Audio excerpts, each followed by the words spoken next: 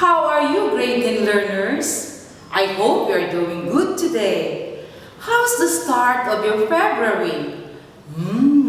I can feel the joy that you experience while learning in the comfort of your homes with your loved ones. Do you still remember our previous lesson? Very good! You're right! Our previous lesson was about forms and types of conjunctions. Can you enumerate some? Well and good. Some of common conjunctions are neither, nor, both, and, either, or. And its function is to hold words, phrases, and clauses, both dependent and independent, together. Before we proceed to our new lesson for today, these are our objectives. Throughout our lesson, you are expected to define fact, opinion, and assertion. Identify factual information and opinion-based statements. Listen analytically to distinguish fact from opinion. And formulate statement of opinion or assertion.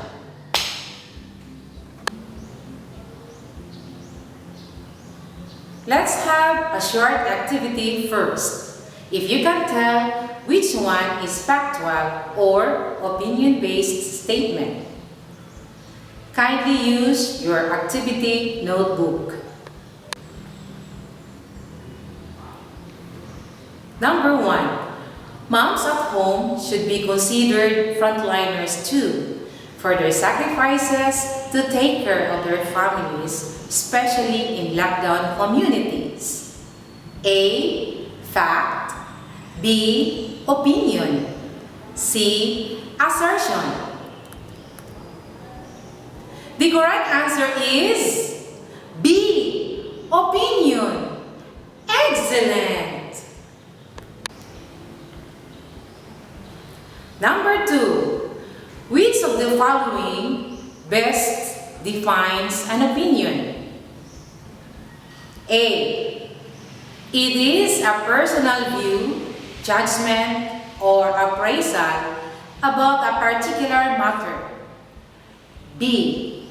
It can be proven true or false based on whatever evidence is available.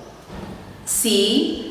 It is a statement that is true not only to the speaker but also to everyone else.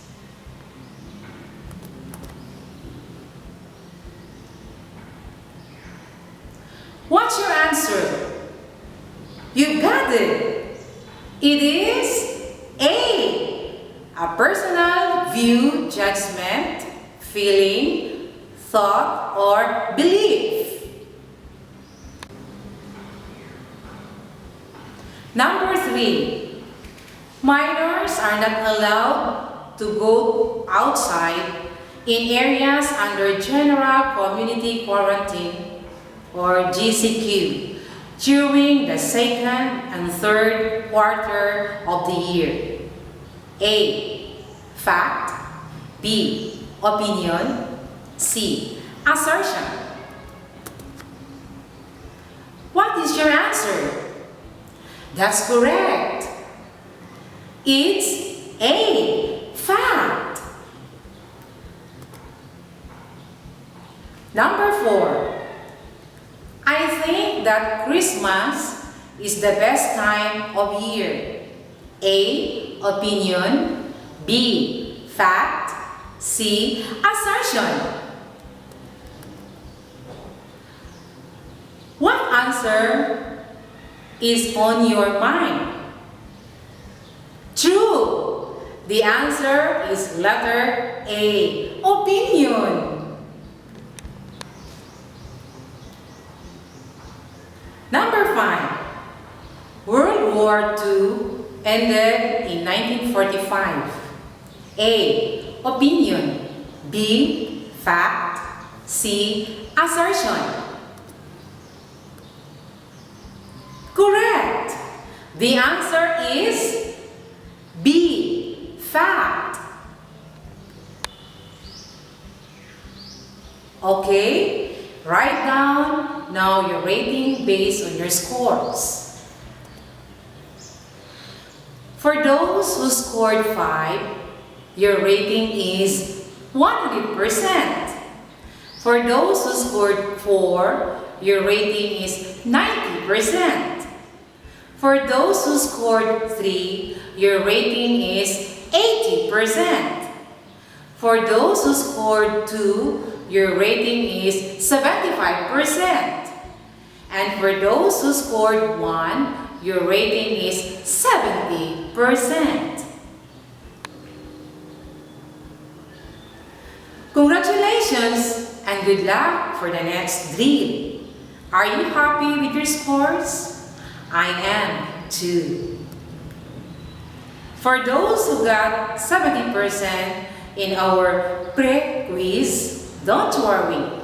Just continue learning because it is only a check of your prior knowledge.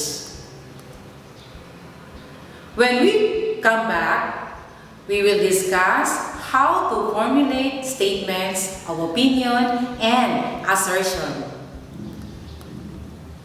The Radyo Z-eskwela program of the Division of Davao de Oro is being brought to you by 𝗬𝗺 Builders Construction and Supply Incorporated, Maverick Builders Incorporated, Mitch Construction and Supply, Archicons Architectural Construction and Supply, DB Construction and Supply, Hanaway Builders Corporation, 𝗘𝗃𝗃𝗀𝘆 Gasoline Station, Master Construction and Supplies, Mackenzie Builders, GP&H Construction Incorporated, Metro Gear Construction Corporation, NEN Builders and Development Services Corporation, Max Mays Enterprises Incorporated, We Inc. Construction Company, Rangay Construction and Supply, East Sussex Enterprise, WM Construction, Councilor Boogie and Miss Marjorie Vertodazo, Icon Builders and Supply, and Apex Mining Company Incorporated. Hello students, we are back. I hope you are now ready with your ears and hearts for listening and learning. Are you familiar with fact, opinion, and assertion statements? Okay, since you are recalling the definitions, we are now set to start. Facts are statements that can be proven. They may be true or false, but can be proven through research, data, textbooks, and expert opinions. Did you get it? Again, facts are statements that can be proven. They may be true or false, but can be proven through research, data, expert opinions, or textbooks. Examples. Number 1 example. Statistically, women live longer than men. If there's a proof, data, or statistics about this statement, then this is a fact. Number 2 example. The Davao de Oro provincial capital is located at Cabidyanan, Nabunturan, Davao de Oro. This is a fact statement because there's a data that can support to this statement.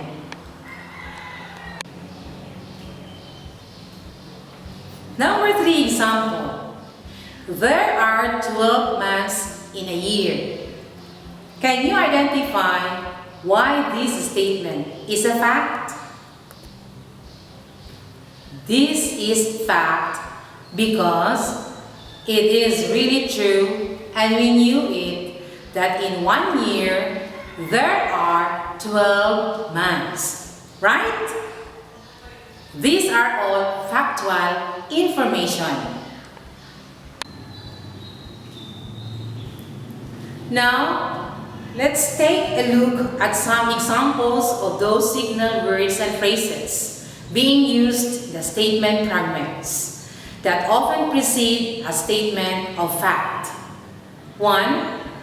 The annual report confirms. 2. Scientists have recently discovered. 3. According to the results of the tests. 4. The investigation demonstrated. So, these are some signal words to be used when we claims or statements are facts. Take note, facts can be proven with data, research, opinion experts, or textbooks. Is it clear now to you, my dear students? Let's proceed to the next statement, which is called an opinion. Opinions are statements that does not require proof. A statement that tells someone what he thinks or how someone feels or what someone believes. It does not require proof. Others may agree or disagree with your opinion, but they cannot prove or disprove it. This is what defines an opinion.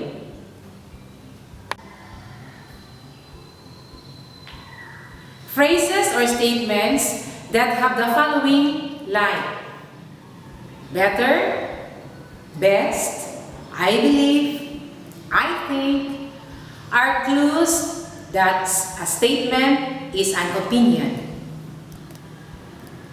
Fashion pools and celebrity magazines are all examples of opinions because they are not based on evidence but personal beliefs. Now, let's take a look at some examples of those signal words and phrases being used in the sentence fragments that often precede a statement of opinion. He claimed that. It is the officer's view that. The report argues that. Many scientists suspect that. So, these are some signal words be used when the claims or statements are opinions. Remember, an opinion is a judgment, assertion, or belief that can change often and does not require proof. It is usually reflects one person. It is only good for himself or herself. Some more examples are: example 1. My mother makes the best spaghetti in the world. In sentence number 1, the clue or signal word used is best. Remember that it cannot be proven by other evidences except you alone to prove that your mom is the best in spaghetti making. Example 2. The best place to spend Christmas vacation is in the Philippines. Take note, that's the best place for you, but for others are not. So, it is an opinion because it only reflects to one person. Example 3. I think dogs are better than cats. In this example, the signal word used is I think and better. Take note, that statement is only better for you alone, but not for many. That's why it's an opinion. Got it? That's an impressive answer.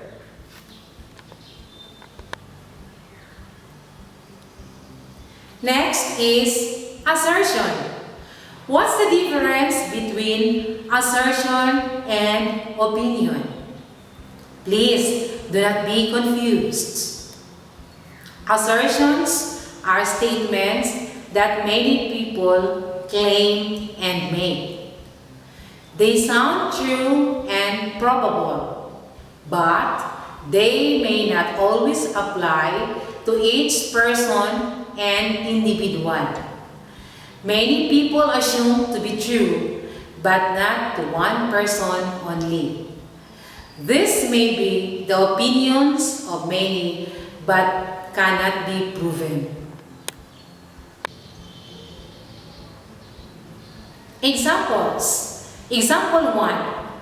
All men are created equal. In this example, this is believed by many, but it's not proven. Example 2. Milk is good for our body. Yes, we know that it's good for our body, but others may not say it's true. Example 3. Taking vitamins every day makes you healthy and strong.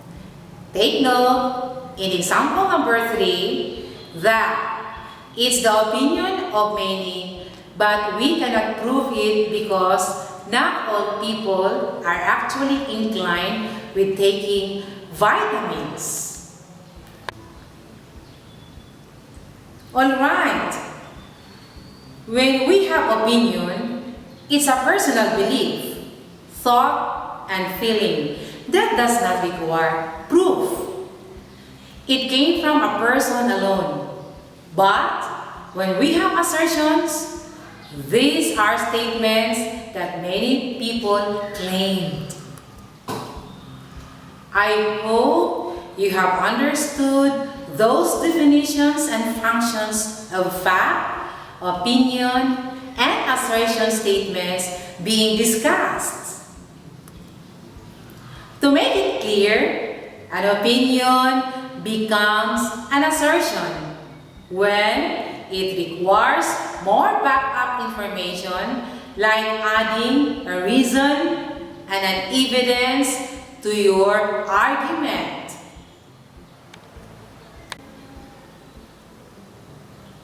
The formula of formulating an assertion is this.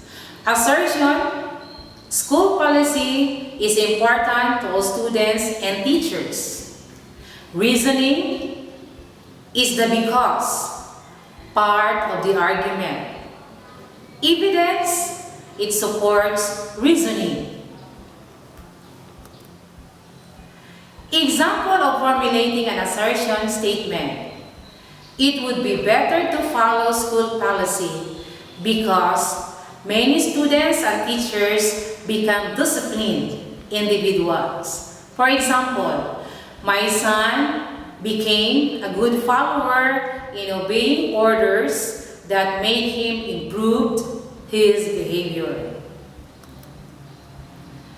To analyze the assertion statement is this.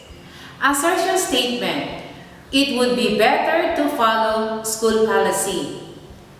reasoning statement or phrase because many students and teachers become disciplined individuals.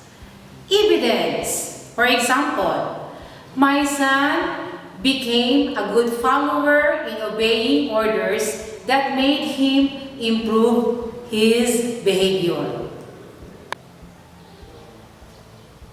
Okay? Can you now differentiate opinion and assertion? Wow!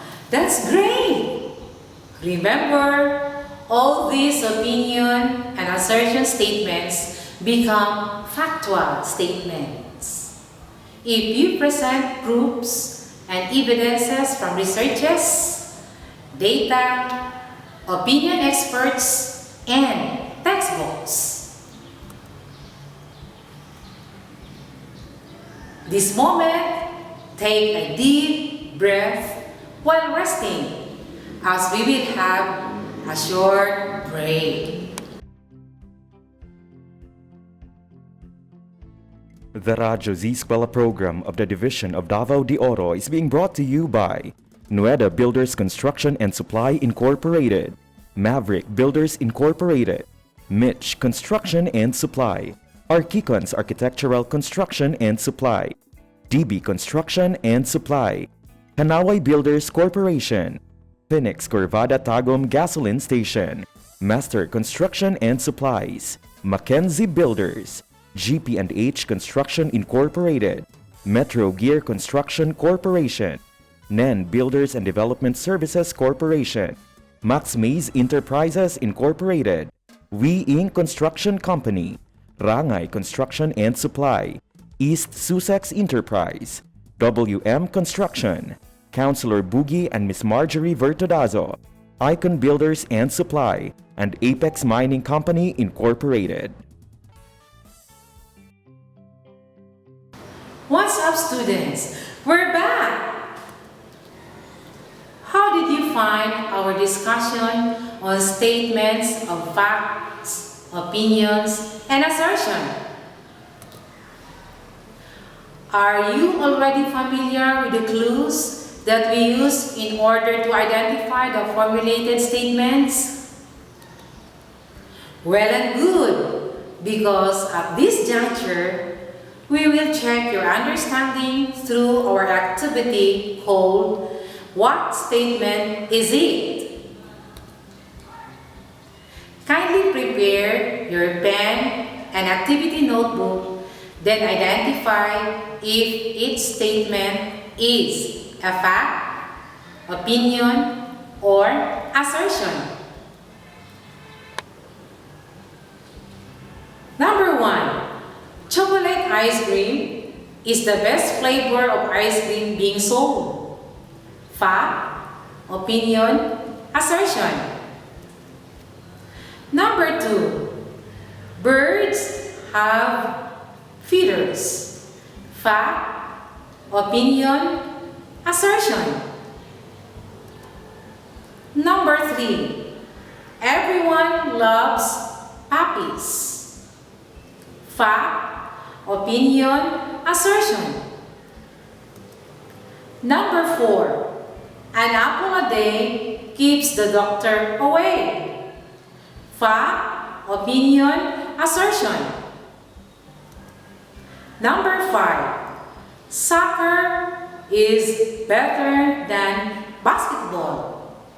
Fact, opinion, assertion. That's it. How did you find the activity? Did you use the clues that you learned in identifying the statements? At this point, we will discuss the correct answers. Are you ready? For number 1, the correct answer is opinion. It is an opinion because it is not proven by research, as the person just stated his or her own feeling and opinion. For number 2, the correct answer is fact. It is a fact because everyone can prove that birds have feathers, basically through observations. For number 3, the correct answer is assertion. It is an assertion because most people love puppies. For number 4, the correct answer is assertion. It is an assertion because almost all people know that apple is good for our health. For number 5, the correct answer is opinion.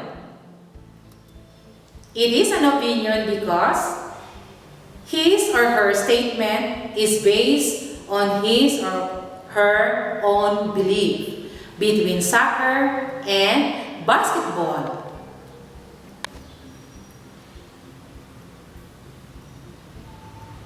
Congratulations and well done to all of you for your participation. Don't forget to find time reviewing your notes and do some research for further understanding of the lesson. For your assignment, kindly formulate one statement of opinion and one statement of assertion to the statement using phones during class hours. Use the table as your guide. On the left column is your opinion, and the right column is your assertion. I hope you learned something today. Always remember this quote from Peter Drucker: learning is a lifelong process, and so continue learning in both heartwarming and challenging times. This is your English 10 teacher, Maria Evelyn Candog Tanutan, saying, take care because God cares. This is Z Radio 88.5 FM. Siguradong lingaw, siguradong kuyaw. God bless everyone. 𝗧𝗃𝗃𝗃 Executive Committee, the School's Division Superintendent, 𝗘𝗃𝗃𝗃𝗀𝗆, Assistant Schools Division Superintendent, Dr. Romel R. Handayan, OIC Curriculum Implementation Division Chief, Karina S. Frasco, School Governance and Operations Division Chief, Dr. Ruben J. Riponte. Members: Cecilia Morales, Dr. Hilda A. Opeña, Dr. Arlene B. Lim, Dr. 𝗘𝗃𝗃𝗃𝗃, Dr. Dexter A. Siquinia, Nohara O. Pinute, Noemi P. Canales, Dr. Grace D. Pontillas, Virgilito C. Pabrices, Juanito Lapiceros, Engineer Norberto S. Manlangi, Jomar M. Dumupoy, Bob Daylan S. Milabat, Medard T. Ampit, and Paz Eugenia Villusino. Technical Working Committee, Productions and Communications, Lorely E. Quijano, Given G. Hinampas, Judyland D. Yu, Donna D. 𝗃𝗏𝗆, Mary Rose N. Resma, Riwen Manuel, Irene Lea C. Manguhon, and Bessie Aya N. Baniez. Social Media and Packaging Team, Christian Anhara L. Martesio, William R. Ranara, Joan T. Iscoton, Roberto S. Acusar Jr., May B. Istaniol, Richard H. Arellano, Glee L. S. Blanco, Ralph A. Tabanyag, Angelo Gutierrez Jr., and Jade Karen Araiz.